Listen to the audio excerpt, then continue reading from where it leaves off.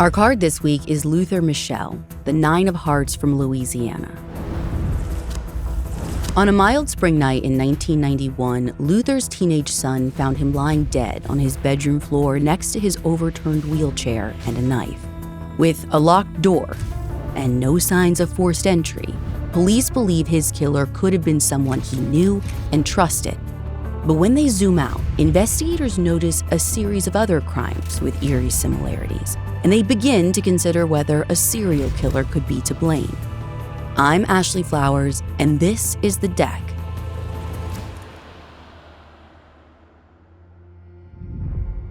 On Wednesday, March 27, 1991, 22-year-old Tammy Meshell was on her way to work the evening shift at a local bar. But first, she had to drop off her brother Alan at his dad's house in Shreveport, Louisiana. When Tammy pulled up to their father's house, she noticed that her dad's car was gone, and the living room light was on, a red bulb that cast an ominous glow into the night. Tammy watched, as she always did, as Alan got out of the car, walked to the house, and unlocked the front door. And so my brother goes up to the house, and I'm digging in my purse for work keys, and next thing I know, my brother's right back at the passenger window, and he says, "Tammy, something's wrong with Daddy. He's laying on the ground." And I thought, on the ground? He's outside? And he goes, "No, he's in his bedroom." Tammy was immediately concerned. The last time they saw their dad was a few days before, so there was no telling how long he'd been lying there. Their dad, Luther Meshell, had limited mobility. He'd been seriously injured during his work as an arborist many years ago when a tree fell on him. And ever since then, he needed to use a wheelchair or crutches. So when she heard that her father was lying on the ground, Tammy threw the emergency brake on and ran inside with her brother. And I go in, and as soon as I go to the front door, I go to that immediate right that takes you right into his bedroom. And I see him laying there on the floor, and he has this black stuff all over him. At first, Tammy thought that black stuff was hair dye, and that maybe he had had a heart attack while coloring his hair, which made sense to her because her father was wearing only boxer shorts and a pair of socks. But as Tammy looked around, she realized there was more going on. I realized that his TV was gone in his bedroom. Oh, hold up, his car was gone when we pulled in. The red light in the living room was on. Now he's on the floor, his TV's gone. Oh my God. That was when Tammy realized the dark-colored liquid crusted on her father's body was blood. Luther had been stabbed. He'd been stabbed a lot, and he wasn't breathing. Tammy frantically looked for the house phone so she could call for help. And it's worth noting here that the phone Luther had was a corded landline. He lived in a small house, and the cord on the phone was long enough that he could pretty much use the phone in any part of the house. But it was connected to one spot on the wall in the kitchen. Once Tammy found the phone cord, she started to pull with the hope that it would lead her to the receiver. And all of a sudden I hear this crackling sound, and I realized that the phone line was underneath him, and it was dried in a big puddle of blood. And so they had cut the phone line, and they had cut the phone line to where he couldn't even go for help. With no phone that they could use, Tammy and Alan went to the neighbor's house to call 911. And in minutes, the street flashed with blue and red lights as police, firefighters, and paramedics arrived at the scene. Inside Luther's home, investigators found the front living room still decorated with balloons and streamers from Luther's 50th birthday party a few weeks before. We did a little party for him. It wasn't no big to-do, but I went to taking the balloons and the decorations off the wall. And he told me, "No, Tammy, leave those up, because I may not be here for my birthday next year." And he wasn't. Past the living room, the rest of the one-bedroom, one-bathroom house told a horrific story of Luther's last moments. The kitchen was in chaos. One chair was knocked over, and there was grease in large areas of what appeared to be blood smeared across the laminate floor. The back door was slightly open, but there was a blanket shoved against it, so there was no way to use that exit. And that same blanket appeared to have been used to wipe the kitchen floor. That's why everything was smeared. What appears to have happened is that Mr. Meshell was in the kitchen with someone else, most likely in his wheelchair. That's Corporal Christopher Bordelon, a public information officer with the Shreveport Police Department who reviewed Luther's file for our interview. Our reporters spoke with a PIO because at the time of this recording, there isn't a detective assigned to the case. He did have a contusion to the head, and that is important. It's significant because one of the initial detectives noted a skillet that had been filled with grease, and it appeared that the grease had been flung across the kitchen, possibly indicating that that skillet had been used to strike Mr. Meshell. That blow from the skillet may have been enough to knock Luther onto the ground. Or perhaps he was hit with the pan and then shoved out of his wheelchair. Either way, that would have given an attacker enough opportunity to arm themselves with a knife. Luther had then either crawled or was dragged a short distance into his final resting spot in the bedroom, where police found him lying near his collapsed wheelchair. Several feet away from his body, police also found a butcher knife. Now, the knife didn't have any visible blood on it, so it was unclear in that moment if Luther grabbed it to try and defend himself or if that was the weapon used to stab him and then it was wiped clean. The injuries sustained by Mr. Meshell are consistent to someone standing over him and stabbing in a downward angle. He also had injuries to his forearms, which would be consistent with defensive injuries, trying to block someone trying to stab him. Detectives collected lots of evidence throughout the house, including beer cans, cigarettes, scissors, knives, towels, and sheets. They also collected a latent print from a bloody palm stain found next to the window in Luther's bedroom. While searching the home, one of the first things police noted in their reports was that there was no sign of forced entry. Remember, the front door had been locked when Alan came home. I did note that they never located the victim's keys. And so it led me to believe that the suspect in this case retrieved the keys or knew where the keys were and was able to re-secure the door in an attempt to cover things up. And while a couple of things were taken from the house, like the bedroom TV and a few pieces of DJ equipment, Luther's home wasn't ransacked. Detectives interpreted that to mean that robbery probably wasn't the main motive, more like an afterthought. Corporal Bordelon says that the fact that Luther was found in his underwear, combined with the fact that there was no forced entry, could indicate Luther's attacker was someone that he knew and trusted. And Luther's family agreed. When police talked to Alan, he told them that his father always kept the doors locked and would never let strangers inside. He also explained that Luther didn't have many friends. His visitor list was short. For her part, Tammy told our team that her dad always dressed before answering the door. For everyone. He wouldn't even answer the door for Tammy if he was just in his boxers.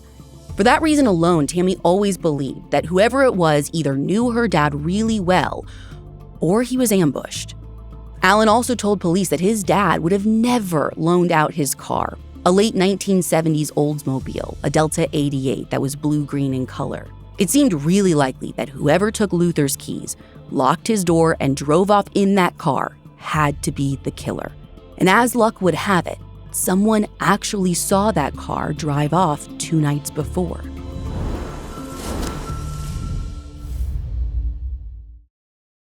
Police records don't reflect how many neighbors they spoke with that Wednesday evening. But of all the doors that they knocked on, only one neighbor had anything to say. That neighbor said it was on Monday, so 2 nights before Luther was found, when she saw Luther's car leaving the neighborhood through her bathroom window. She remembered this happening at around 11 or 11:30 p.m. Now, it was dark, so she couldn't tell who was in the vehicle. But despite this, she was absolutely certain that the car she saw was Luther's. Police asked her if she had heard any kind of disturbance that night, but she hadn't.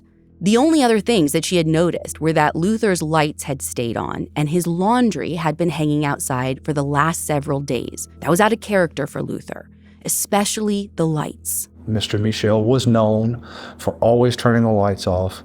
He lived a very frugal lifestyle because being on a fixed income with Social Security, that light being left on was not common.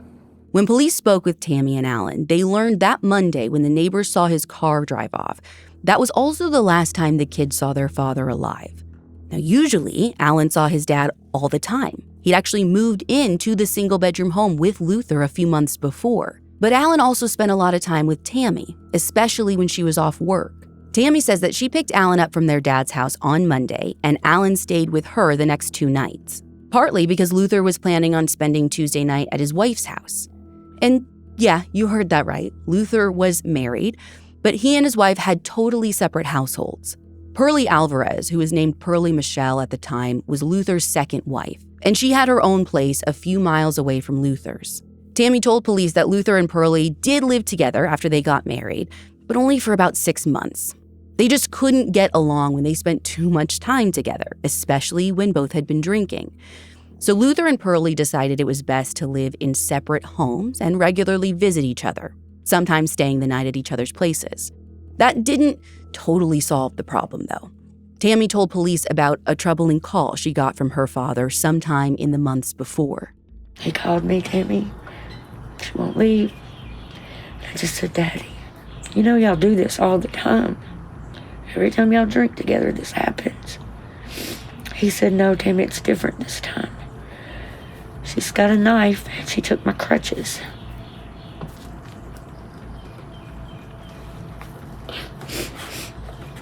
He said, she won't leave, she won't give them to me. And she's waving a knife in my face. Tammy said she didn't know if her dad was exaggerating, but she took it seriously enough to drive over to see him. And when she got there, Pearlie was already gone. And her dad didn't have any major injuries, but he did have a nick on the side of his nose. Neither Tammy nor Luther reported this incident to police, but she was obviously telling them now. So guess who police were going to look at next? An officer was sent out to see if Luther's car was at Pearlie's house. It wasn't, so police put out a bolo on it while they checked Pearlie's criminal history. They found she'd previously been arrested for misdemeanor theft, but nothing violent popped up on her record. Now, this is all happening quickly. They're finding all of this out on Wednesday night, the same day that Luther's body had been discovered. So that same evening, detectives go to Pearlie's home. She lets them in, and the detectives have to break the news to her that Luther is dead. According to the investigative notes, Pearlie and her 10-year-old daughter from a previous relationship were shaken and upset. They agreed to go with police down to the station for questioning. And there, police were pretty upfront with Pearlie and told her that she was under investigation for homicide. But she said that she had nothing to do with his murder.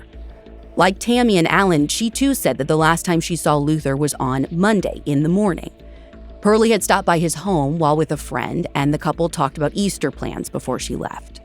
And yes, he was supposed to come stay at her place Tuesday night, but he never showed. She had even called his home phone to see why he didn't come, but no one answered. Pearlie also explained that she didn't have a home phone, so every time she called, she had to walk to a store to use the phone, or she would have someone drive her because, by the way, she didn't have a car either. So it was with no small effort that she also tried calling him again the next day, on Wednesday. But again, no one answered. Police also spoke to Pearlie's 10-year-old daughter that night, who corroborated her mother's story. So did Pearlie's friend who had stopped by Luther's house with her. In a follow-up interview several days later, police talked to Pearlie again. And that second conversation raised a few interesting questions to investigators.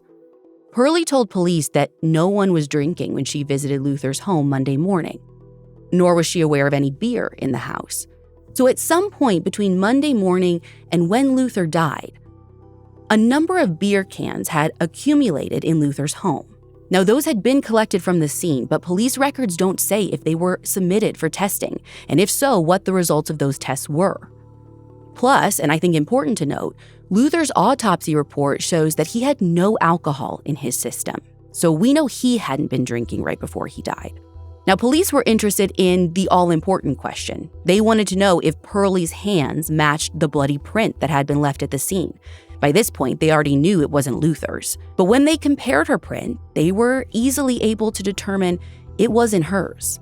Now, we know that print was compared to others on file as well, including Tammy and Alan. But they weren't a match either.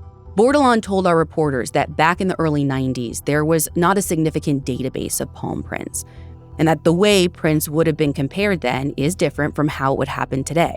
Bordelon checked the evidence log to see if the latent print was still there, but as of this recording, no one's been able to find it. There's also no record of anyone else they may or may not have compared the print to when they still had it. Police ended up finding Luther's car 2 hours after sunrise the morning after he was found. It was parked just a few miles away from his home in the back of an apartment complex on Maple Street. When they found it, the Oldsmobile was unlocked and its windows were partially rolled down. The right rear tire was flat and the hood was slightly open with the car's battery missing. There was also evidence that someone attempted to open the trunk by force. The keys were not present with the vehicle, which is somewhat significant because the person had to get the keys from the residence in order to take this vehicle, and the keys to this point in time have never been found. With the threat of thunderstorms looming that day, police had the vehicle towed to the police department's garage so it could be processed and searched. The vehicle, when officers went through it, they did locate what they believed to be some remnants of blood or blood spatter, and a part of the console from under the dash was actually taken from the vehicle and submitted for testing. It's unclear what kind of testing was done, but Corporal Bordelon said that investigators back then would most likely try to determine whether the blood belonged to Luther. If it didn't belong to him, then that would indicate that the suspect could have been injured and bleeding as well. Unfortunately, police records don't have any information about the test results from the car console. And the car itself is no longer in evidence. Neither is the portion of the car console. Shreveport police don't have any record of how or when it was released. And police records also don't have information about any additional evidence testing, if it was done and on what. We know investigators did talk to multiple people who lived in the apartment complex where the car was found, specifically people who lived in the building right where the car was parked. But no one had any helpful intel, and police records don't know anything about footage from security cameras. Corporal Bordelon said investigators determined that Pearlie did not have any ties to that apartment complex. And I think it's important to note that our reporters looked to see if anyone mentioned in the case file had lived at an address near where the car was found, but they were unable to find any. It's not uncommon for a suspect to ditch a vehicle in a heavily traveled area like a apartment complex, because vehicles like that are used in crimes can hide in plain sight where there's a lot of vehicles, a lot of traffic. So that's not an uncommon thing. We still, to this day, locate many stolen vehicles in apartment complex parking lots. This is about where the case file starts to trail off. Tammy filled in for us what was happening on the home front, though. She said it was a hard time for her and her brother, obviously. And the fallout from her father's death left a lot of wounds for the entire family. But Tammy said that when they held funeral services for her father, Pearlie, his wife of 4 years, didn't attend. And when Tammy tried to go talk to her, she wouldn't even come out of the house and speak with her. Tammy only heard from Pearlie 2 more times. Once when she asked about getting Luther's death certificate so she could collect Social Security, and a second time to ask about Luther's old refrigerator, which neither of those sit well with Tammy. And in that time, they didn't hear from police either. Aside from a 1992 supplementary report that sums up everything we've mentioned, there is no indication that any additional evidence testing resulted in new suspects. Corporal Bordelon was straightforward about the limits of Shreveport's record retention at the time. Most of our detectives at that point in time, like their case files were their case files. They may be at the attic of their house, they may be thrown away. So this could be in somebody's attic. You know, there was just, record retention was different back then. That means that there is a possibility that a retired detective somewhere out there has documents that could give us a deeper insight into the investigation. So our reporter Emily Enfinger tracked down one of the initial lead detectives who is now retired to see if they had anything interesting in their attic. He did not. And while he didn't want to be interviewed on this podcast, he was willing to talk with us on background. And he actually shared another theory about Luther's death. Apparently, early case investigators had been exploring the theory that Luther may have been killed by a serial killer. One of the original detectives on Luther's case disclosed that there are at least 2 other unsolved cases in Shreveport that he believes might have been committed by the same person who killed Luther. When our reporter Emily spoke to this retired detective, he couldn't remember the details about some of the other cases. But he did remember one of the victims' names, 35-year-old Louis Woodrow Plaisance, who went by the nickname Woody. And Woody's case does have some similarity to Luther's. Both were found dead in their apartments. Both were brutally stabbed. And in both cases, their cars were missing but later found within a matter of days. Woody's murder, however, came a few years before Luther's death. And notably, according to reports in the Shreveport Times, that happened during a rash of other homicides that all had a similar MO, white men who were fatally stabbed. But while a few of those cases ended up with the conviction of suspects that could not be tied to Woody's murder, it's not a far jump to see how Luther's death would have made detectives think about his case and others like his that remained unsolved. And according to the Shreveport Times, one element that at least some of those early cases shared, such as in Woody's murder, was the possibility of an LGBTQ connection. Either the killer and or the victims were gay.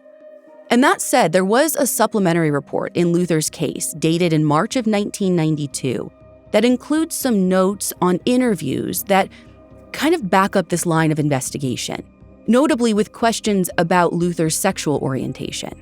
But investigators never made a concrete connection between Luther's murder and the other cases. And his case in particular lost steam. I mean, that much is obvious because more than 30 years have gone by and no one has been arrested or so much as charged for his murder. In that 1992 report that I had mentioned, that is the last report available in the case file. Corporal Bordelon said at the time there were really limited options for what police could do. They hit a point where it just appeared that they needed something else to push this case over the edge. You know, this is one that had this happen today with the advances that we have now in technology, in communication, and in forensics. There's a lot more that could have been done on this case, but in 1991, those things didn't exist yet. But detectives didn't let forensics limit them. It appears they were willing to make note of any tips that came in, no matter how unusual the source. Around the time of Luther's funeral, his ex-wife went to see an elderly psychic for a card reading, during which he told her that Luther had actually been killed by two people. According to the case file, the psychic claims Luther had a visitor the night that he was attacked. And although Luther was surprised by the visit, he let them in to his home. The psychic said it was a black woman and a white man. And they also said that Luther got into an argument with the woman and she started the attack on him, but that the man was who caused the fatal wound. Investigators asked Luther's family if the psychic's account brought anyone to mind, and it actually did. To the family, the woman that the psychic described sounded like one of Pearlie's sisters and her boyfriend. Luther supposedly didn't like that sister because he felt like she was taking advantage of Pearlie. But if they continued to look into Pearlie's sister, that is not documented in the files that the PD has retained. But where the case slowed down, Tammy's efforts to bring justice to her father have not. Over the last 30-plus years, she has done everything she can to keep her dad's case in the minds of the public. I mean, she's done countless interviews with media, put up posters, even billboards. Since day one, she has made it her mission to find answers about her father's murder. 34 years, I've had every emotion. I've had depression, I've had anxiety. My son's 33. He grew up watching me cry.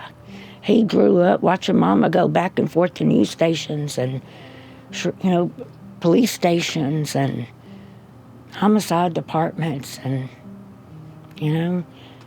I would always be a basket case before it, during it. I do pretty good, with the exception of a few tears. But then now, next couple of days later, it's an emotional thing. But I'll die talking about it. I will die talking about it. Even if the case never leads to a formal arrest, Tammy said she just wants to see the face of whoever killed her father, to have an answer. One of the worst things was watching my grandma, knowing that somebody had killed her son. And she just sat there in her little wood frame house until she passed away at 96, waiting to hear on who. And maybe advancements in technology will help bring answers closer to Tammy and the rest of Luther's surviving family. When our reporter Emily spoke to Corporal Bordelon, she asked specifically what kind of testing has been done on the evidence since those initial days of the investigation. And the answer was none. But some of the evidence is still with police. Corporal Bordelon did share that due to our interest in the case, some of that evidence will be submitted for new testing. Although, as he explained to our reporter Emily, that's no guarantee that anything will come back. Now, we will be met with challenges of depending on how this evidence was stored. Was it stored in a manner that allows us to do these testings? Will DNA still be present after all of these years? Unfortunately, after reviewing this case, I'm left with probably more questions than answers. There's specifically items that we do have that I'm not entirely sure why, what the significance was of some of these items, specifically like a phone book, what the detective sees that for and why. There was a binder. And upon seeing these items, maybe I'm able to make that determination. But right now, there's many things I would have liked to have had more information on, including phone records. But maybe with some DNA evidence and some stuff from the crime lab, we're able to come up with something. We wanted to make sure that Tammy was made aware about that development, and we wanted to ensure that she heard it from the police department. So we called her then, while we had Corporal Bordelon in the room with us. Hi. Hey, Miss Tammy, it's Emily. This was the first time Tammy had spoken to law enforcement about her father's case in at least a decade. You're on speakerphone. Hi, I'm Corporal Chris Bordelon. I work with the police department here in Shreveport. Yes, sir. I just got done. I interviewed with these journalists, and they brought some really good information. And so I have reached out to our crime scene, our crime scene investigations, as well as our property management unit. And we're going to do everything we can. We may still have some items in property, and I'm going to try to have them sent off for some further DNA testing. I don't want to make any promises to you. I understand. Yes. But we're going to do everything we can to try to get you any kind of closure possible. Wow. Well, this is the most hopeful I've been in a really long time. Corporal Bordelon is hopeful too, because there's always a chance that new information could move this case forward. And at that point in time, if a family member or one of their friends has knowledge that this was done, it would be really good for them to reach out to the police department at this point in time, just so that we could give some type of closure to Mr. Meshell's family. It's important to note, after 34 years, this family's had to deal with this case, and it would really ease the burden of their suffering if we could somehow bring this to a resolution. Anyone with information on who is responsible for the death of Luther Meshell is urged to contact the Shreveport Police Department. That can be done by calling 318-673-7300 and asking for someone in investigations. For other ways on how to contact the Shreveport Police Department and to view materials relating to this case, check out our blog post on thedeckpodcast.com. The Deck is an Audio Chuck production with theme music by Ryan Lewis. To learn more about The Deck and our advocacy work, visit thedeckpodcast.com. I think Chuck would approve.